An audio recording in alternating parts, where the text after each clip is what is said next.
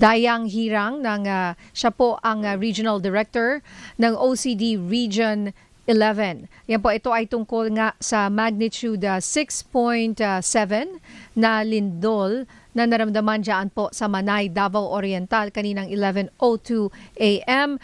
Director Ednar, magandang umaga po sa inyo. Good morning sa inyo. Good morning sa lahat ng nakikinig. So, ano po mapaglingkod ko sa inyo? Opo, eto nga po, meron pong lindol nga kanina dyan sa Manay, Davao Oriental na magnitude 6.7.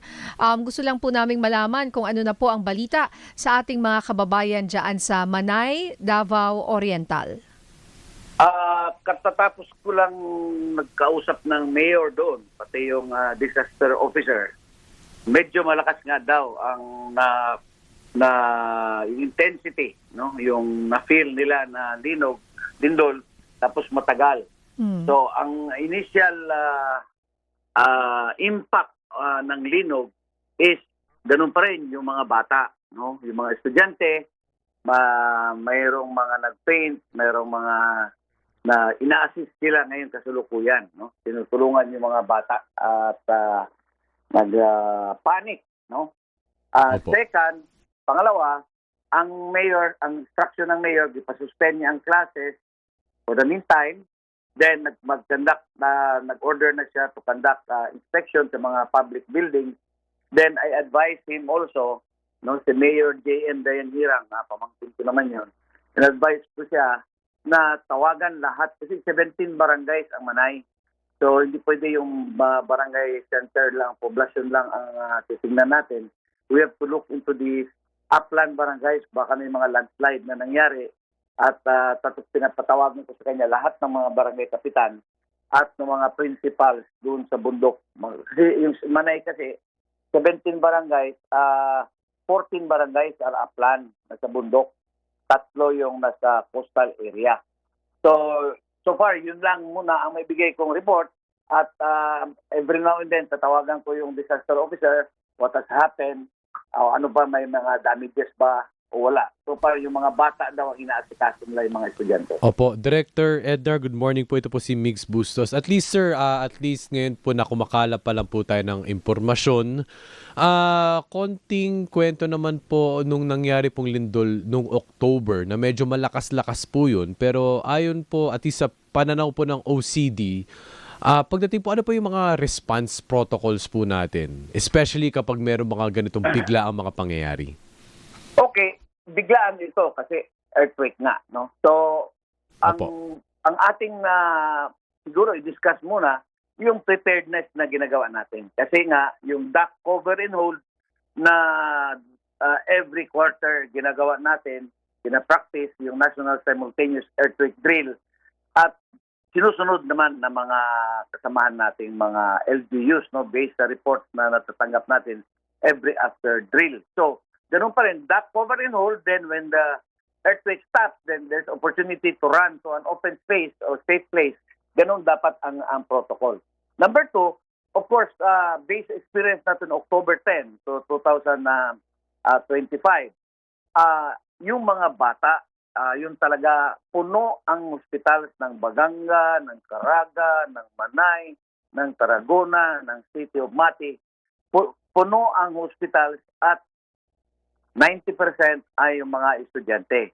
In fact, ito, i-discuss ko na rin sa inyo, yung further investigation ko doon sa Manay National High School, kasi 3rd floor yung building na yun, napag-alaman ko na lumukso yung mga estudyante from 2nd floor to 1st floor.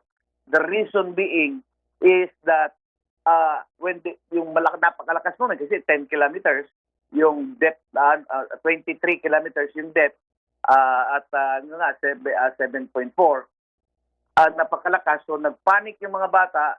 From 3rd floor, they went down to 2nd floor. But when they arrived the 2nd floor, punong-puno na, natakot na sila na mag-collapse yung building, tumalon sila from the 2nd floor to the 1st floor.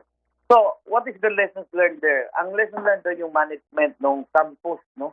In every campus dapat meron talagang tinatawag natin yung Incident Management Team, IMT. At ngayon, sa kasalukuyan, ginagawa natin, organize natin at in fact, naumpisahan na yan ng 2025, training ng mga principals on incident command system. Yung mga principals, kasi ang mga bata talaga ang number one na may impact ang mga lindol na yan. So, medyo kulang pa tayo sa mga schools.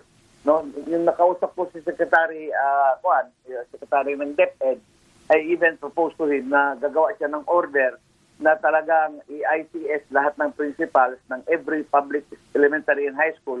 Then ikalawa, i-organize yung incident management team. Kasi kasalukuyan, ang ginagawa ng DepEd ngayon, meron silang tao, every school, pero isa o dalawang tao lang. It's not really a team na ma-trained talaga. Opo. So sabi ko naman, it's the OCD that will facilitate the training for them. Opo, of course, that is Secretary Angara from the DepEd. Pero sabi nga rin po kanina sa aming panayam with Director Teresito Bacolcol, Sir, yan pong Philippine Trench, kumbaga prone nga din po daw ang rehiyon, ang inyo pong rehiyon sa mga lindol na ganito. Pero sir, sabi na nga po kaninang incident na nangyari noong October. Meron na po ba kayo information kung ngayon sabi na nga may onting panic, although hindi naman ganun kalakas yung lindol compared to last time, ganun pa rin po ba yung nangyari? And at the same time, you think, sir, na meron po mga improvements po sa response ng mga kababayan natin kapag may mga lindol, So far, especially biglaan? According to the initial report, yung nagpanic ngayon, kukunti. No? Kukunti. Yung ina-assist Ngayon po. nila ngayon sa... Yung noon. Yung ngayon, kukunti. Yung noon, massive ang nagpanic. Yes. Punong-punong ospital sa 4 na munisipyo. Baganga, Tarragona, Manay, Caraga, and the city of Mati. The hospitals were filled up, punong-puno ng mga estudyante. Grabe ang panic. Ito ngayon, kukunti daw, according to the initial report of Mr. Cesar Camingue, yung disaster officer, but ina-assist nila. Now, ang gusto kong i-share din sa inyo, yung Philippine Trends nga, no? Tama naman si Director Bacolcol at we're really taking guidance from him, na yung Philippine Trends, especially Segment 6, no? Segment 6 is Davao Region. Yung Philippine Trends kasi is 1,300 kilometers from Southern Luzon, then Samar, Visayas, Eastern Visayas, tapos Davao Region. Yan is, according to the PBOX, yung training namin last December in Manila, it can generate as much as 8.5 no, na magnitude, yung segment 6 na yan. So, we are trying to finalize arrangement with PBOX na kung pwede, yung preparedness namin, palakasin pa namin yung preparedness in the light of the revelations ng PBOX na delikadong-delikado talaga yung segment 6 ng Philippine Trends. At lahat ng mga lindol-lindol dito, basta dagat, galing talaga sa Philippine Trends. Mabuti na lang, with God's blessing na hindi masyadong, so far, 7.4 ang pinakamalakas, no? But, we will not know anong mangyari na future. So still, preparedness is the key to save lives. Meron po bang namatay, casualties or fatalities noong October 10? Okay, 10 because of the 7.4. At pasalamat ako sa PAGCOR, no, sa ating presidente, at nag-order ng assistance. Binigyan na namin ng 50,000 per family yung 10. Dito at mismo sa opisina ko. Opo, nabigyan po silang 50,000 pesos per family. Ano po ang reason at saang area po sila sa Manay, Davao Oriental? Itong 10? Hindi yung Manay, Mati. Okay. Kasi the whole region yung affected doon. Davao de Oro, Davao City, merong isa. Sa Mati meron din. Ganon, kalat-kalat po sila, ma'am. Opo. And ano po ang rason? Dahil sa landslide? Ano ho ba? Yung sa Pagtukan Davao del Norte, ma'am, mining area na landslide, na libing. No? Yung sa Davao City naman, natumbahan ng parang part ng house. No? So, iba-ibang senaryo. So, again, still, yung mining, in fact, yung after na incident na yun, nagkaroon kami ng meeting sa Davao de Oro. Ina-assess namin yung Diwalwal, yung mining site ng Diwalwal. Yung mayor kasi ng municipality of Moncayo, where Diwalwal is located, talagang concerned siya. So nagkaroon na kami ng initial meeting. Ano ang gagawin natin to prevent or mitigate kung mayroong mga earthquakes dyan sa areas na yan. Alright. So pati yung municipality Pantukan, yung mayor doon, pati yung governor, pati congressman, na meet ko na rin, we would try to come up with a solid recommendation. Ano ang gagawin? For example, kasi yung mga families ng mga minero natin, doon nakatira. Yan, para sa akin, yun ang malaking problema. Bakit doon nakatira? Dapat yung mga miners, natural, yung miners nandoon, but ang family should be out of the mining site. Yun Oo, ang kasi aking- accident prone po yan. Opo. So Oo, sana ngayon wala na sila doon. Kasi baka naramdaman na naman po itong lindol na to. Sabi nyo nga, medyo malakas, medyo matagal. Yang Oh, but ma'am, 6.7. ito, mama, ang policy rin natin as a government, kailangan pag-usapan. Kasi yung mga mining site, tinatayuan ng eskwelahan. Nako. Nako. Kagaya yung Masara landslide, di ba?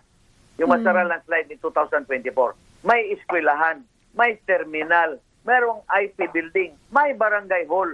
Kung tingnan mo ang recommendations ng MGB, walang no-build zone.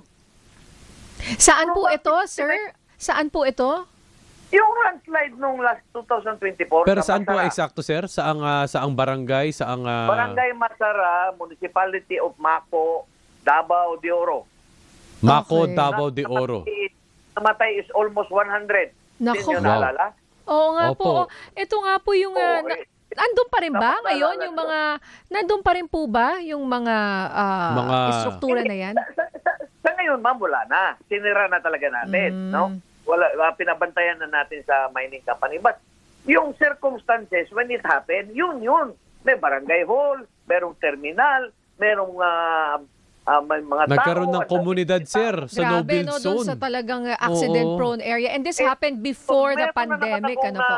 Mayroon naman ako nakita, kasi iimbestiga Opo. ko nga, may guidance sa atin si Yusek Cabreros na tingnan yung mga mining areas. Meron na naman ding area pala na may mga eskwelahan. Meron na naman. Nako. Opo. So sabi ko, paano ba ito? Parang kami, hindi man kayo taga-goberno, kami yung taga-goberno. Kami sa goberno, we don't understand each other. Hindi kami nag-uusap-usap. Parang gano'n. Naku, sana po ay mabalikan po ang mga ito at ma-check dahil sunod-sunod po ang lindol sa ating Tsaka bansa mga last bata year. pa. Tsaka mga... January 1, indol na agad, di ba? Opo, Nga yes, po opo. ngayon pa lang, pag umpisa ng 2026, imagine 6.7 magnitude dyan po sa Davao Oriental. Kaya, ikaw ko lagi, Philippine Trends. Opo. Director Bacolcol, tulungan mo kami. Yes, Opo. tumutulong naman si Director Bacolcol. Yung preparedness, no? Opo. Alright. Pero sana nga po yung mga structures na yan ay mawala na sa mga no-build zones at mabalikan na. Ma'am, ganito hindi Opo. lang yan, ma'am. Mabuti kung rural area ang tama, paano kung sa city? Yes. So, Opo. kasi Mas malaki. Davao City, example, Tagum City, Digo City, Panabo City, mga highly urbanized, mga urbanized cities yan. So, I mean, yung building design naman, pag-uusapan naman natin yan. Building code has to be reviewed. Oh, for example, yung Manay, di ba, yung isang barangay hall doon nag-collapse ito October 10, no, yung last year. 2 months old building, barangay hall, nag-collapse. Nag-conduct kami investigation with Yusek Cabreros and the MCB. Ang findings, the foundation of the building was very, very poor. O bakit ginawa yun? In-approve. Exactly. O bakit Naku, ginawa? Kaya nga po ito na naman po tayo sa mga projects na Mga hindi lang flood substandards. control, 'di ba? So Director Ednar, naku, maraming Thank you salamat po. po sa inyo. Salamat po. Salamat Opo. sa pagtatawa. Opo, yan po si Director Ednar Dayang Hirang, ang Regional Director po ng OCD Region 11. Thank you, sir. Thank you, sir. Ngayon naman ay puntahan po natin ang isa sa mga residente sa Davao City. Alerto sa lindol. Alerto